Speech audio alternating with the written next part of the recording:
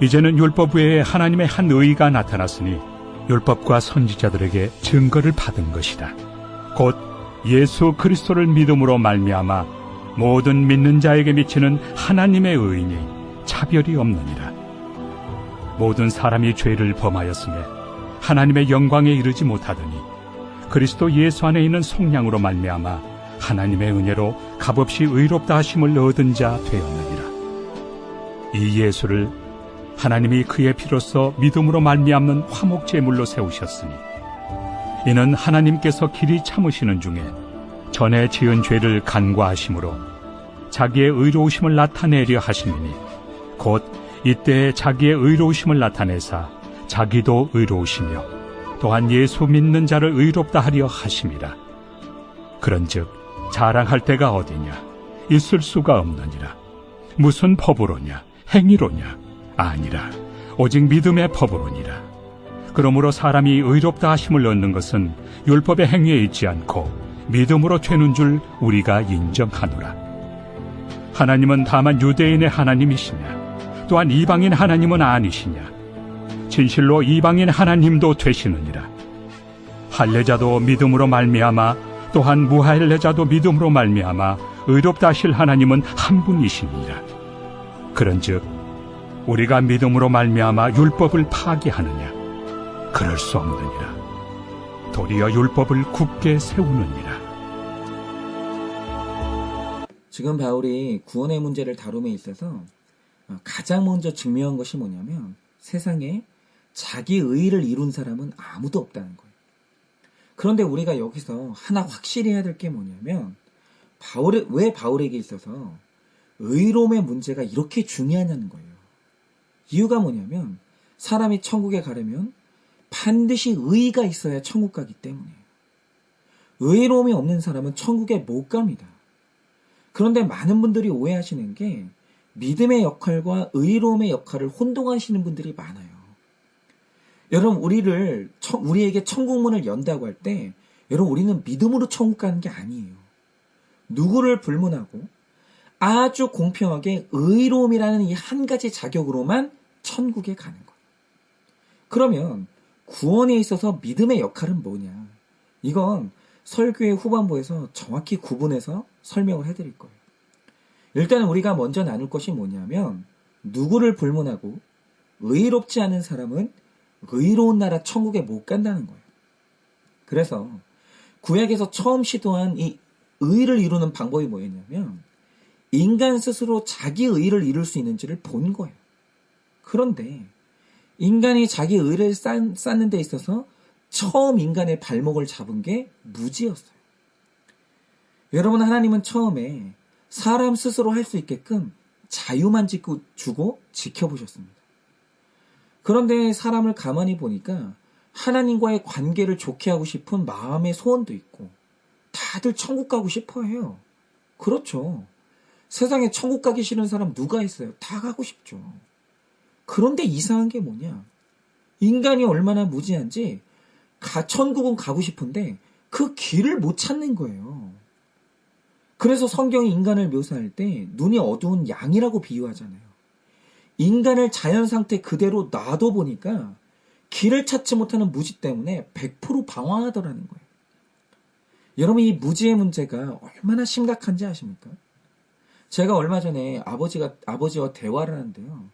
제 아버지는 은퇴하시고 이제 속초를 가셨습니다. 그런데 아버지가 속초를 가보니 거기가 그렇게 좋은지 모르셨던 거예요. 아니 가보니까 이 동네가 산도 좋고 물도 좋고 바다도 좋고 그래서 카메라를 들고 아무데나 찍으면 다 작품이 되는 거예요. 그러니까 아버지가 이 경치를 혼자 보기 아까우셨나 봐요.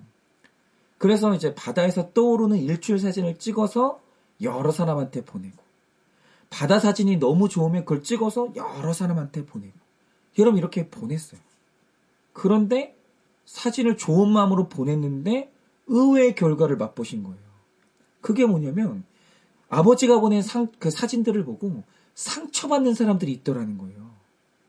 나는 이렇게 고생하는데 당신은 여유로운 인생 살고 있거나 이러면서 상처를 받더라는 거죠.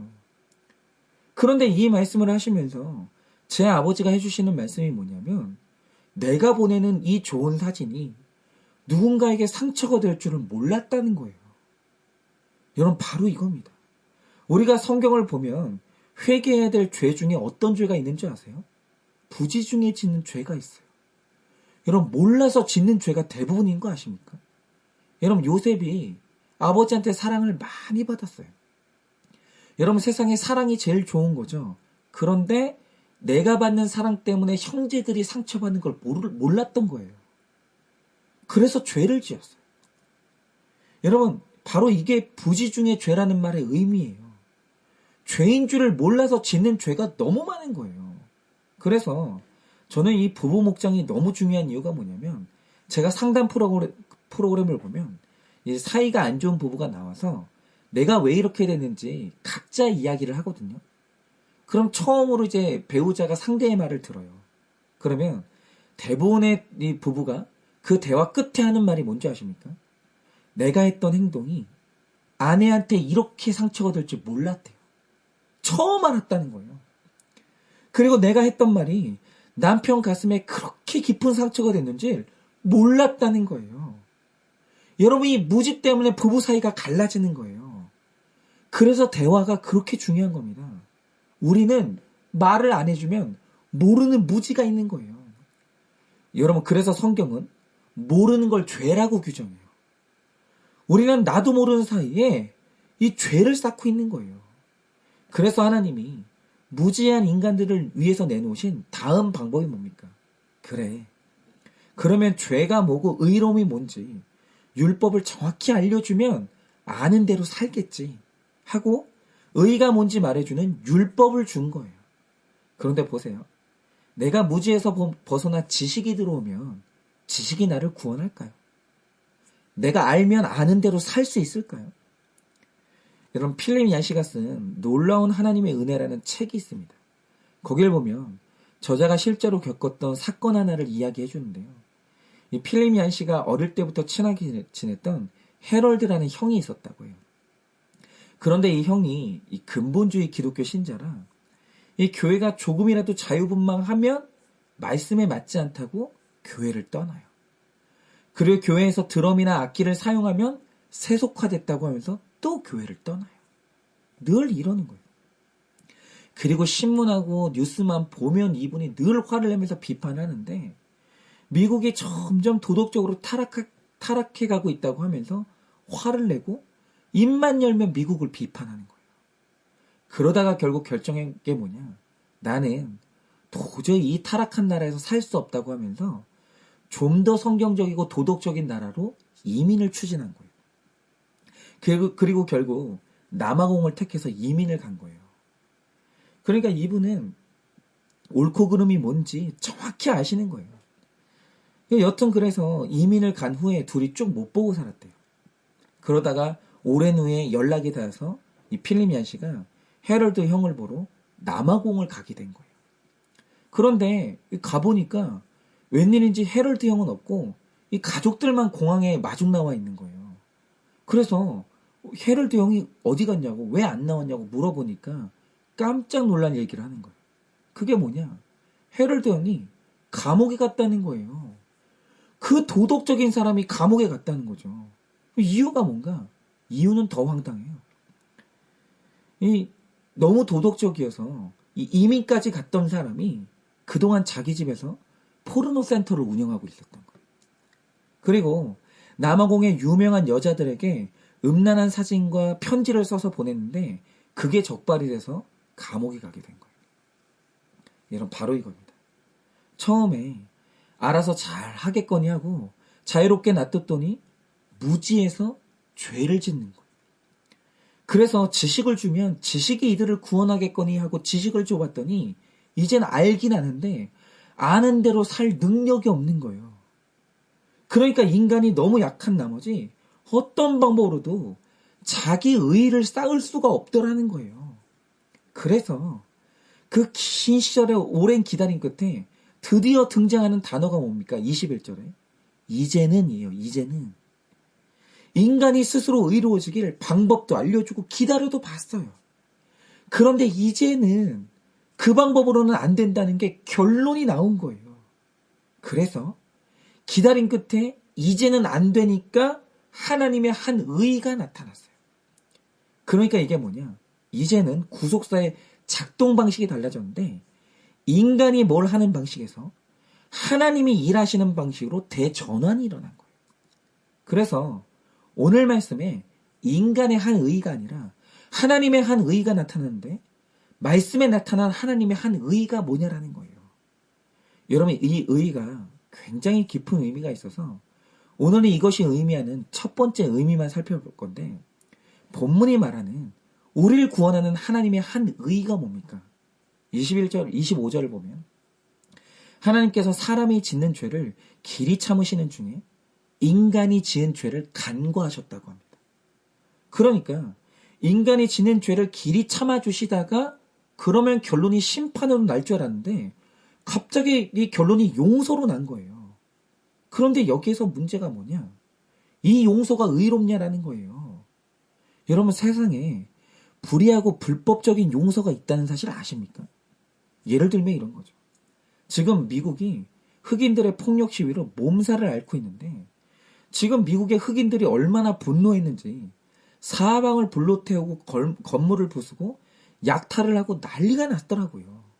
그런데 여러분들, 흑인들이 왜 이렇게 화가 났을까요? 이유가 뭔지 아십니까? 용서가 이들을 화나게 만든 거예요. 그래서 사연은 이런 거죠. 미국의 한 상점에서 누가 위조수표를 냈다는 신고를 했어요. 그래서 경찰들이 범인으로 확정된 게 아니라 의심이 되는 흑인 용의자를 검거했는데 저도 이제 영상을 보면서 이해가 안 가는 게 이미 경찰 4명에 의해서 한 명의 흑인 용의자가 완전히 제압이 됐어요. 수갑도 찼습니다. 그런데 제압이 됐는데도 백인 경찰이 흑인 이 용의자의 목을 무릎으로 이유도 없이 계속 압박을 한 거예요. 누르면서. 그래서 목이 눌린 흑인 남성이 숨이 안 쉬어진다고 살려달라고 계속 애원을 하는데 무시하고 누르고 있다가 9분을 누르고 있다가 흑인이 죽었어요. 그런데 여러분, 만약 이때 미국 당국이 신속하게 이 경찰을 검거해서 구속하고 처벌했다면 이 일은 안 일어나요. 아무도 분노하지 않아요. 그런데 미국 경찰청이 너무 밀어난 게 영상이 뻔히 남아있는데도 불구하고 이상한 해명을 한 거예요. 그게 뭐죠? 이 남성이 저항을 하는 바람에 어쩔 수 없이 제압을 했는데 그 과정에서 의료사고가 났다는 거예요. 그러니까 영상을 보면 누가 봐도 살인인데 이게 의료사고로 둔갑을 한 거예요. 그러면서 그들이 이 살인자를 용서했어요. 여러분 보세요. 이 용서가 좋은 용서입니까? 여러분, 이 용서는 미덕이 아니라 불법이에요. 그러니까 미국 사회가 이 불법적인 용서에 불같이 분노하면서 들고 일어난 거예요. 여러분, 바로 이겁니다. 하나님께서 죄 지은 인간을 길이 참고 있다가 그 죄를 간과했대요. 그런데 이 간과, 이 용서가 이유도 없이 그냥 봐줬다면 그 하나님은 의로운 하나님이 아니에요. 여러분, 이 용서는 불법적인 용서, 불의한 용서가 되는 겁니다. 그러면 하나님은 의로운 하나님이 아닌 거예요.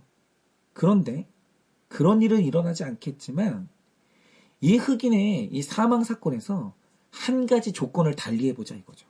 그게 뭐냐? 자, 경찰에 의해서 흑인이 죽었어요.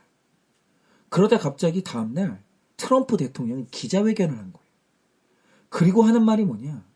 이 경찰은 대통령인 내가 임명했고 지휘 책임이 명백히 저한테 있습니다. 그러므로 오늘부로 이 사건의 책임을 지고 저는 대통령 측에서 물러나겠습니다. 그리고 경찰은 제가 시킨 대로 했을 뿐이니 제가 책임지고 감옥에 들어가서 처벌을 받겠습니다. 여러분, 이렇게 말했다고 하죠. 최고 권력자가 이 사건에 대한 모든 책임을 지고 자기 것을 다 버렸어요. 그리고 심지어 처벌까지 받았어요. 그리고 이 경찰을 용서한 거예요. 그러면 이때 이 용서는 의로운 용서입니까? 불의한 용서입니까? 여러분, 이 용서는 불법입니까? 합법입니까?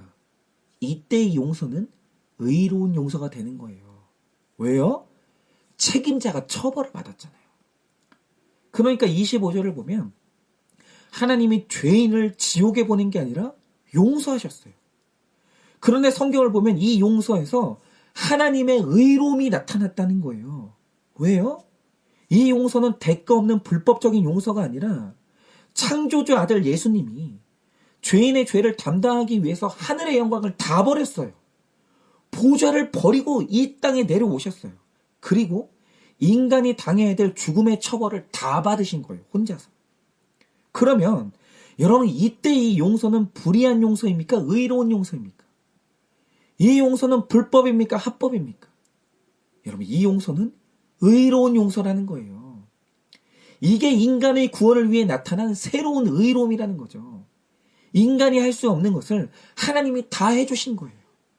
그러므로 27절에 말씀하신 것처럼 새로운 구원의 방식은 인간에게 더 이상 할 수 없는 의로운 행위를 요구하지 않아요. 인간은 이제 한 푼의 값도 낼 필요가 없어요. 오직 하나 성경이 요구하는 게 뭐냐? 믿으라는 거예요. 믿기만 하면 날 위하신 예수님의 의로운 희생이 내 것이 되어서 나는 용서받고 자유의 몸이 되는 거예요. 그러므로 이런 꿈 같은 구원의 길이 열렸는데도 어떤 사람이 구원을 못 받았다고 하죠. 그러면 최소한 그 사람은 하나님이 나한테 너무 많은 걸 요구해서라거나 구원의 방법이 너무 어려워서라는 변명은 할 수가 없는 거예요. 오직 믿음만 있으면 구원받는 이 복음이 있는데도 구원을 못 받았다라는 건 오직 교만이라는 이유 하나밖에 없는 거예요. 내가 아무것도 할 수 없는 죄인임을 인정하는 게 너무 자존심 상하고 도와달라고 손 내미는 게 자존심 상하고 그분의 종이 되는 게 자존심이 상한 거예요. 여러분 이 복음 안에서 능력이 없어서나 배움이 없어서나 가난해서 구원 못 받는 사람은 아무도 없어요. 공짜로 얻는 구원인데 누가 가난해서 구원을 못 받아요? 하나님이 다 해주셨는데 능력이 없어서 누가 구원을 못 받아요? 아니에요. 여러분 이 복음 안에서는 교만한 사람만 구원을 못 받는 거예요. 그러므로 오늘 이 로마서의 복음을 들은 모든 성도님들은 죽어야 될 나 대신 모든 걸 버리고 모든 대가를 치르신 하나님 앞에 겸손히 무릎 꿇고 전적으로 자신을 부인하시기 바랍니다. 그리고 겸손하게 나를 위하신 예수님을 믿기를 원합니다. 그렇습니다, 주님. 저는 100% 죄인이라 내 힘으로는 천국에 못 갑니다. 저는 의로운 게 아무것도 없습니다. 나 대신 모든 대가를 치르신 예수님께 구하오니 주님, 저를 살려주십시오. 저를 구원해 주십시오. 당신을 내 유일한 구원의 주인으로 믿습니다. 여러분 이렇게 믿고 고백할 때 여러분은 다 그 의로운 용서를 받게 되는 거예요. 불법적인 용서가 아니라 합법적인 용서를 받게 되는 거예요. 그리고 100% 구원받게 되는 거예요. 여기서 필요한 건 딱 하나. 오직 겸손한 믿음. 이것 하나만 있으면 되는 거예요. 그러므로 오늘 이 말씀을 듣는 우리 모두의 마음 가운데 교만은 사라지고 마음에 겸손한 믿음의 그릇이 준비되어 그 믿음의 그릇 안에 구원의 은혜가 가득 담기기를 예수님의 이름으로 축원을 드립니다.